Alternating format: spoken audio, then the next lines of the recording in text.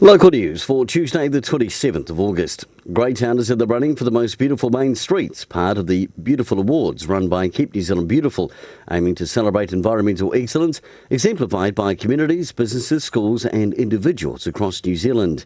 Greytown won Most Beautiful Small Town in 2017. Renee Gleeson has won the 50th Annual Bride of the Year competition last Friday night, beating out the likes of Minnie Jacket and Shannon Hayes, who both got highly commended. The event brings brides together who are being married in the previous 12 months and the chance to wear their dress again as they raise much needed money for Plunkett. The finalists have been announced for the 2019 Wairarapa Awards, with a total of 22 businesses selected across 5 different categories: innovation, vibrant, emerging, service and team.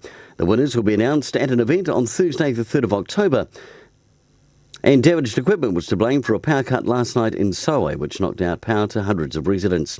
In sport, the FIFA Under-17 scored a 4-2 victory last weekend and sits second on the table, just 1 point behind Western Suburbs.